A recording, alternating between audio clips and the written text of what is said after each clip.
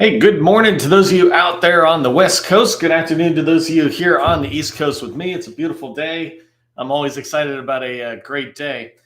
We're going to get driving into today's training in a minute, but I like to give a quick tip or something in the beginning as a way to say thank you for those showing up early and on time. I really appreciate it because it lets everybody else know that we've got started and they should join us. LinkedIn puts the word out to them as well. First off, thanks for everybody putting stuff in the chat. I really appreciate it. I especially like seeing the impact I'm having on you. It's the whole reason I do this and my team does this is that we want to bring impact to your business. Whether you're our customer or not, we always want to teach the how to industry because I've been there before. And I know what it's like to kind of be alone out there, either struggling as a business developer or as a business owner. So I'm really happy to see those of you getting in here and engaging in the chat, saying hi to each other. If you are on YouTube or any of these other channels, it's great, but we have a community within LinkedIn. It's so much easier for you to connect with other business owners. Other federal buyers are in here. So make sure you come over and connect on LinkedIn, even though you use YouTube perhaps as your primary place to watch lives. So my tip for you, because I got somebody asked me today about pricing. They were asking me, hey, do you have training on pricing? And I don't, because the training that I do, I really like to keep it focused on the sales aspect of the life cycle, right? There's proposal and pricing, and that's different than getting in the door. I like to really help people get in the door, and so I play to my strength. I can cover all aspects, but why bother when there's other people who are better at certain areas? And so here's Secrets of Strategic Pricing for Government Contractors. It's Marsha Lindquist. Check out her book. It's one of my favorite books because it just really drives straight into the meat of the how of pricing. She kind of follows the same pattern I like to do, which is saying, here's the tactical steps of the how. I'm not just going to conceptually talk to you about pricing, but check out this book, Strategic Pricing for Government Contractors, right? Maybe somebody will put her name in there and tag her in here, Marsha Lindquist. I know she's got a newsletter on LinkedIn, so you might be able to find activity in there. But if you got pricing questions in government contracting, that's the first place I would go to see, hey, what is she saying out there? All right, that was just a quick thank you for those showing up early and on time. Let me get rocking and rolling here on the official training. And again, thank you for engaging on chat. Once we get going, I won't look at it till after the fact. Okay, we're going to get started on today's training around capability briefings, right? And capability briefings in the old days, I've been doing this a long, long time, but in the old days of federal sales, we would go in and present capability briefings, these briefing decks. They took up almost the entire meeting, going through slide after slide. It would contain everything that we'd want to share about our products, our services, our team, et cetera. And the primary reason we did this is because we didn't have the internet. But once life started evolving and the business world started evolving, buyers could get this information because before the internet, buyers really couldn't get their information by themselves. They had to get it from us salespeople. So we would go in there and guide them through, consultative selling, which is this idea of consulting with a buyer on their needs and the problems and helping them understand even the problems before we started talking about solutions. But in 2024, buyers are far more sophisticated and they're capable of doing a lot more research before a meeting than many people, or before ever even reaching out to you or agreeing to a meeting. They're already thinking about your product and thinking about the things you sell because they have a need. They're not going to buy just because you sell something. They're going to buy because what you sell matches a need of theirs. When you go into meetings now, it really is important to have discussions around their challenges and goals. It's so far less about telling them everything about your company. They already been to your website. They already went to LinkedIn or to DSBS or all these other places. They've already learned theoretically about your company, right? I have customers who've gone to meetings with the Navy, and when they show up, the Navy's like, hey, I really appreciate you have that dynamic small business search or DSBS profile so complete. I was able to understand about your core competencies and your experience, et cetera. So the capability briefing, the deck part of it, the slides part of it, I say it should be 5 or 10 minutes in your meeting, depending on whether you have a 30-minute or 60-minute meeting. And that's what I'm going to share in the training, right? What should be in the deck, what it should look like, and a little bit about how to properly present it, and maybe what you can do ahead of time. When you do this, you're really going to see the capability briefings will go away from just this, we call it word vomit. There might be a nicer way to say this, but this just dump of information about feature, about our company. The whole point is to get a conversation going. And so we're going to dive into that here. I'm going to cover down today talking about capability briefings in 4 different main ways. First thing is I just want to make sure we understand the what and the why behind capability briefings. I want to dig a little bit further into that. When you understand the why, it makes sense on what you're going to be doing.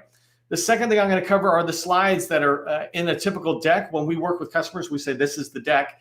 And then number 3, I'm going to talk about how to prepare for your capabilities briefing. So what can you do ahead of the briefing to guarantee or ensure success? And there's things you can do before any meeting to guarantee its success. And so I want to give you some tips about that. And then when you're in the capability briefing, I want to give you some tips on how to control the meeting. When I say control, it's not in any kind of bad way, but rather than let the meeting just happen and nobody really knows what came of it, somebody being in control, you will ensure we get to the grocery store and get home so we can cook dinner, right?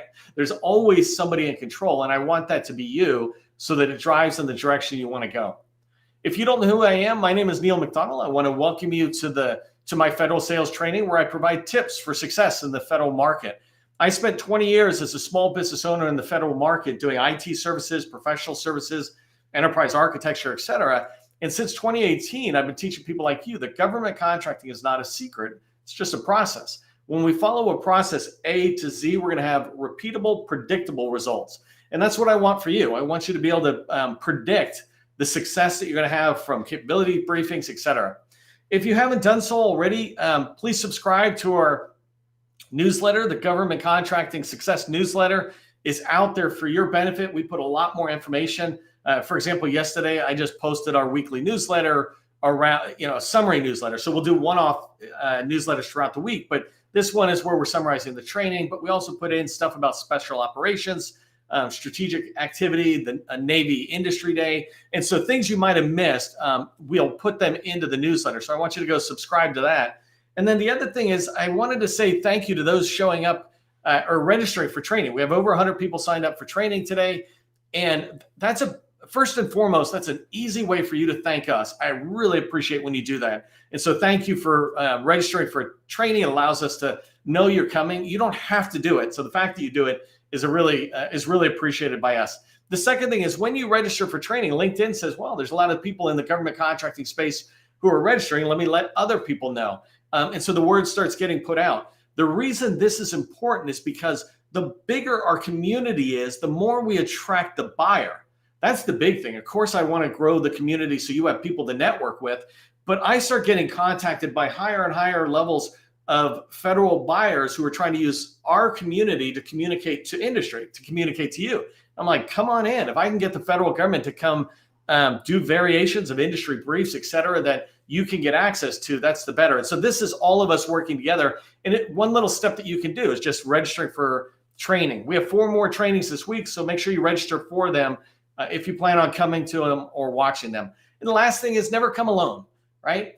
When you come to this training, you value it. If this is your first time, welcome. When you come back 3 times, bring a friend on the 4th, right? Start bringing people in, because the more of us who invite friends, the bigger we grow the community that's in the chat that you're able to network with. And you can see here, we got 12,000 people in the newsletter, but I got 25,000 followers that are government contracting followers in my network. And like Saturday, I just try to pull them all together. Anytime we can help you network and find people who might be able to help your company grow or you towards your goals, we're going to take advantage of that and help you. Okay, so I got 21 minutes to dive through these topics on the capability briefing. So let's start with what are capabilities briefings. I mentioned that these things have been around forever, right? They used to be just walking in and saying, hey, here's my deck. Let me tell you every single thing about me. Really, though, now this is what I teach, is that capability briefings, their purpose is to drive a discussion and start a relationship, right? You're coming in and generally giving a capabilities briefing to people you haven't met before. And so they're getting introduced to you and your company. And so that's the start of a relationship just in general, right? That's the whole point of this meeting, is to not just have a one and done, but you're trying to build a long-term relationship. Government contracting is the long haul. It's a marathon. It is not a sprint. It is not something you just do in one meeting. You do this over the course of 6 to 24 months to 5 to 10 years as you continue to build your company, right? And the success of your company will be dependent in large part on those relationships. So the capability briefing helps you start that relationship. The other purpose of it is it drives a discussion, the discussion around the customer's challenges and pains, right? As well as their objectives, their goals that they're trying to hit. So your capabilities briefing deck will enable that discussion to really happen as you go forward. I put down a couple other things about what's in the capability briefing deck, or more importantly, what are capability briefings. But a big part of it is just sharing your core competencies.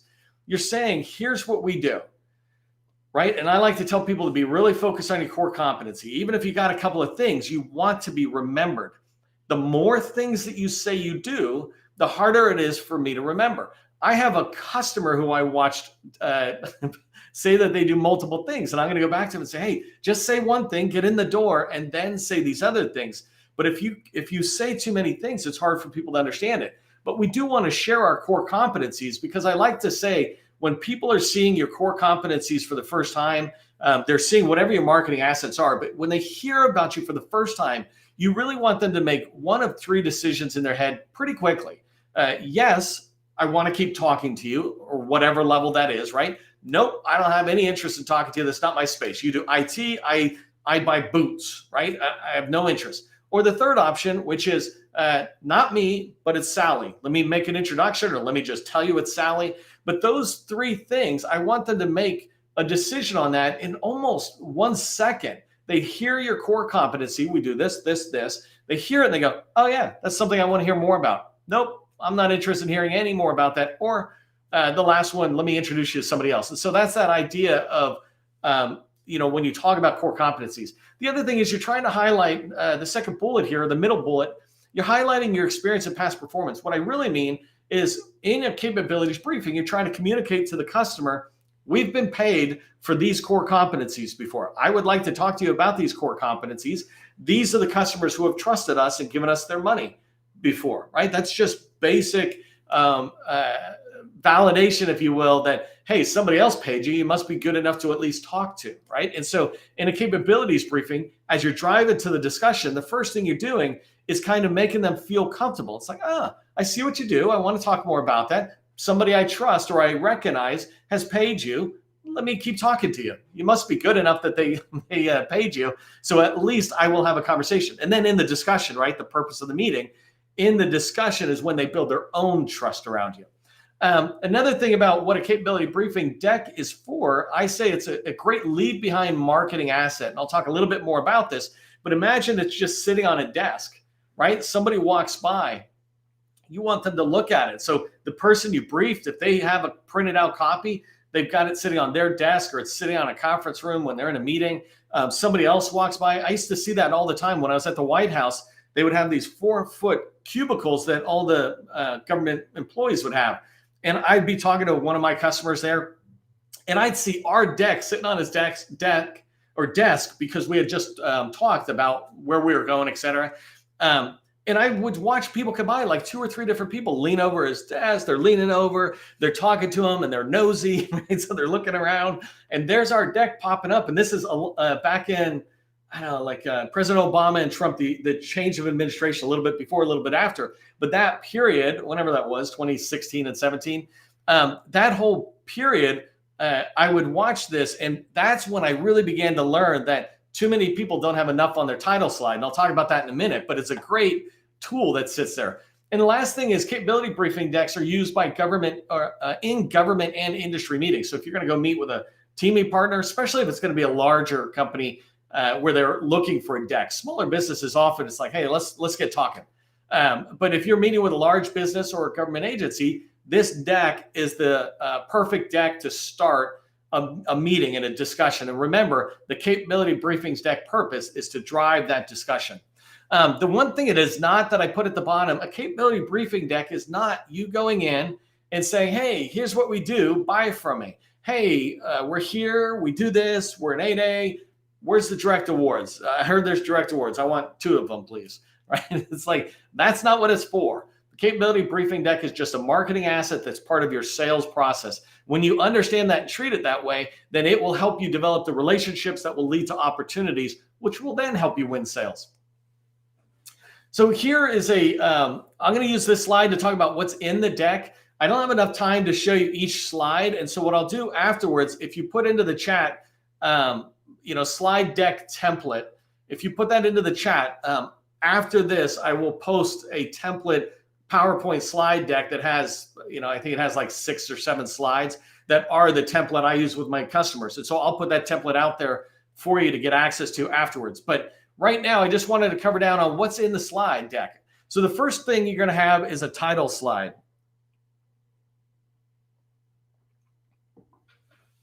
And the whole purpose of this, again, what I say is it needs to have the basic communication information right on the front. So for example, here's my company name. Here's what we do. We protect data at rest, in motion, and in use. Right? We protect data at rest, in motion, and in use. Anybody who's in the data world, when they see that, they'll go, oh, that's a data company. Let me see that deck, right? So that title slide is kind of communicating that. It's also got your basic contact information. Here's our company. Here's our cage code, UEI, point of contact, all of that right there on the first slide. It has a couple of basic logos. And then one of the things I like to do is I like to customize this. I don't go crazy customizing for each customer like some of the advice out there. Anybody who gives that advice doesn't understand how busy small businesses are. But I do like the idea, if I'm going to meet with the Navy, for example, I'll throw a picture of the Navy ships in the background. And if I'm going to meet with the Air Force, I just right click and say change picture and put a bunch of airplanes from the Air Force on there. Little simple changes I can do in 5 minutes or less. When they look at it, they tie my company to the Air Force, for example, and like, oh, hey, I feel like we're working together already. Me too. Just give me the contract. Okay, so that's title slide. Second slide is a quad chart. And the idea of this quad chart, it's a company overview. In one slide, the second slide, in one slide, they can see everything about my company. It basically is the capability statement rearranged into a PowerPoint looking format. And so the purpose of this company slide is to demonstrate immediately that we're procurement ready, right? When you look at that, you can see we're registered in SAM. If you see we got a basic contract vehicle, some of these other things that are just subliminal hints in less than a second to the reader that, oh, this company is squared away. They're already ready to take our money. Now we just have to decide if we want to give it to them. The other thing is, as your company's maturing, you're able to demonstrate you got a strong back office. Maybe you're using Kronos or some of these other tools to manage your back office activities. Maybe you've got CMMI or ISO certifications. Those things are good. It's an ability to communicate about your staff. We have 97% retention rate, for example. That's a big deal. The government is really worried about, hey, if we give you a big contract, are the people we're going to sit there and give the contract to and then they get on, are they just going to bolt, right? Do you have a high turnover? Well, if you don't have a high turnover, that's a differentiator, right? And so putting that in there, talking about your staff, talking about not just the turnover, but their certifications, the professional development you keep doing, et cetera. But that one slide, and it's funny, I got a little tip for myself, but the idea behind that is you can show that one slide, and if all they do is they take the deck and they rip it out and they go, here's everything about Neil's company that I wanted to remember. And so you'll see that in the template, but it's a quad format. And the reason I do that, especially in the military, we're used to seeing things in 4 quadrants, right? Really quick information. And it allows us to make snap decisions or understand you very quickly. Slide 3 is when I talk about the core competencies. So in the second slide, I briefly talk about the core competencies in a quad, so a couple of bullets. But in slide 3, I actually break it up more. So if I really want to talk about what we do, for example, I did SharePoint in my last company. I might talk about, I used to like talking about SharePoint, communication, collaboration, consolidation, and consistency. And then I was able to talk off of that pretty quickly. And I could put a couple of sub bullets on that slide, but that one slide, and if I have multiple core competencies or related core competencies, I might have a second and a third slide. But the purpose is to demonstrate this clear, focused niche offer that we have, that this is what we do. I want them to reject me as much as I want them to accept me, right? Of course, I want them to accept me. But if the right answer is for them to go, that's not me, that's not what we do, I can't help you. If they can't introduce me to somebody else, then I want to get out of the meeting as fast as possible. or at least want to be able to move on. And so remember, the idea of any slide you put together, any marketing asset you put together, is to help somebody in a few seconds, not minutes, in a few seconds, be able to understand what you're trying to communicate. On slide 3, we're talking about core comps, and it reminds me of, again, in the military, we use this term bluff, bottom line up front. And the idea was every deck, the bottom line up front should be very clear what you're trying to communicate with this deck. And then every slide, it should be very clear what you're trying to communicate with this slide. If you can't do that, then get rid of it. And so here on slide 3, the core comps, I'm trying to say, this is where we fit. This is what we do and where we fit. Does it make sense to you? If it does, I'd like to keep talking to you, or meet Sally, who, does do what I do. So that's number 3. Number 4, we go into proven performance. So this is past performance experience. And the idea, again, is to show you've been paid.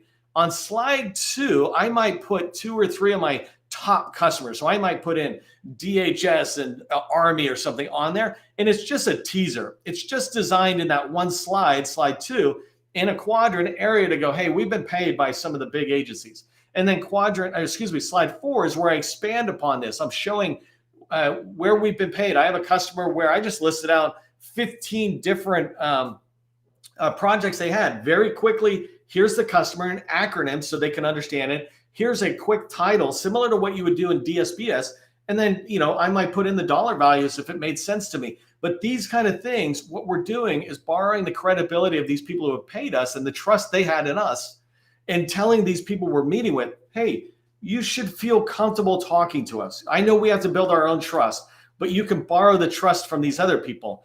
It shows you that you don't have to worry about being the first person to take a risk on my company. This is why I tell you, when you work in government contract, if you're not making money, if you're not making a lot of money, subcontract under smalls to begin to get some of their borrowed credibility and get access into their agencies. Number 5 are the case studies. And so here we just do 3 sections in there. I don't know if I say it. I might say, yeah, I do. So the purpose of the case study, by the way, is to showcase a couple of related past performances. So an example is when I did SharePoint in slide 3, the core comps said SharePoint something, something, something, right?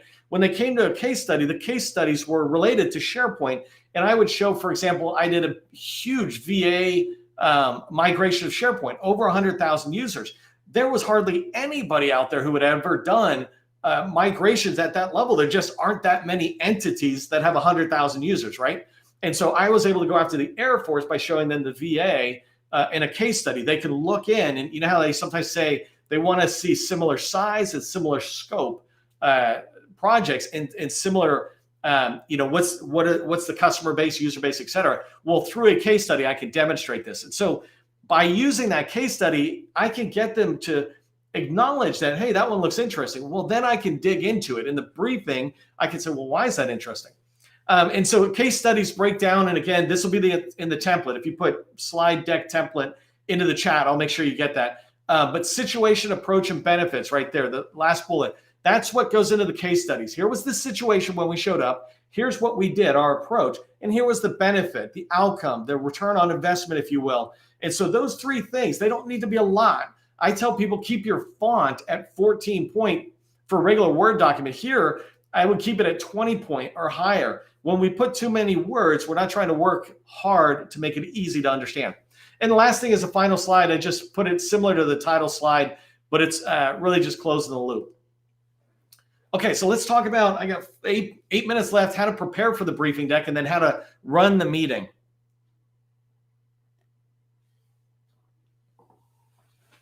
So whenever you're doing anything with sales, but in particular with the government, you want to do research, right? I talk about how you do research, targeting, and outreach are the first steps of building a relationship. And the idea of research is you're trying to find out what are the government's priorities? What are their challenges? I put out recently Department of Commerce's management challenges for FY 2024. So when you're preparing to go in to do a briefing, don't just think about, hey, this is what we do and spew it. You want to understand, what are they trying to do? What are they running into, et cetera?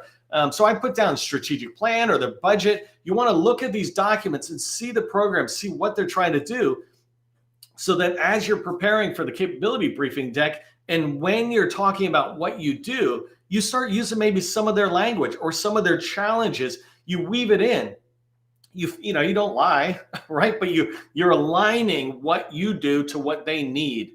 I put down also the org chart, right? If I'm meeting with somebody, I'm doing a briefing, I always say that you want to have an objective for a meeting. What is your objective? And so if your objective meeting somebody here, doing a capability briefing, and a lot of times that's with like small business professionals, will know where do you want to go in the agency. When you know that, when you understand the org chart, you're able to start talking and getting these people to push you to the next level, right? So you can ask the right questions, but you can also move forward. Hey, I notice you're here doing this thing and you have this sister branch over here. Do you guys work together? Like that kind of stuff helps you have conversations. But when you have the org chart understanding, some other things you can do before the meeting to make your capabilities briefing go really well, engage with those people on LinkedIn. Find them on LinkedIn. Not everybody's engaged on LinkedIn, but if you can find them out there, do it. I just found the head of an Air Force contracting activity.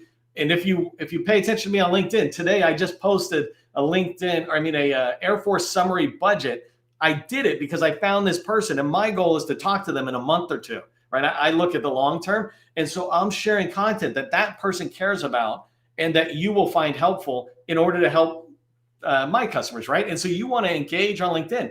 Many buyers, I would submit 100,000 plus easily are engaged on LinkedIn. There's over 1 million on LinkedIn. And then ask somebody, if you have a meeting, reach out and say, hey, this is what I'm doing to prepare for a meeting. Is there anything else? It's a great way to kind of keep warming up the relationship before you even start it. They have a supplier portal. Make sure you register in it and make sure DSBS is perfect. Like I mentioned earlier, when you meet with federal buyers in particular, they will look at DSBS, and you want to make sure that message is communicating that you're an attractive company for them or a potential vendor. So controlling the meeting, I only got a couple seconds. I'm going to go through this pretty fast. I've got other training and we'll put it all together so it's easier for you to find. But this idea of remember what the purpose of this capability briefing is, right? It's not to tell them everything. It's to sit there and drive the conversation. It's to begin to build a relationship. I say it's to reduce perceived risk. When you walk in, you're an unknown. You want to walk away with them saying, hey, I feel like this company might be somebody I should keep talking to. And I sure don't feel like they're a risk. They've demonstrated they've got experience, et cetera. You want to set expectations quickly. Right when you get into the meeting, use the call plan that I teach about. You can find different training. But in there, I say, here's the purpose of the meeting. I would like this, and I would like to hear this from you. Does that sound good? When you get an agreement on the purpose of the meeting, they go with you, but they also understand the expectation is a little bit of briefing, a lot of bit of talking. And that's why I say 10 minutes maximum for presenting that deck. I talk about using a call plan. If you haven't learned about this, go watch my previous training. I've done 400 trainings in the last 2 years, live trainings here, but many of them are on the call plan. How do you prepare a call plan to go into a meeting? And the last thing is make sure you bring a paper copy of the deck when you go in, if you can do that, because then they'll write on it. And that's what you want them to leave behind. Otherwise, present it virtually. Don't send it to them until afterwards. Talk to them and say, hey, I would like to sit there and update our presentation or our briefing deck after I talk to you so it's more relevant to your agency. They'll be totally okay with that.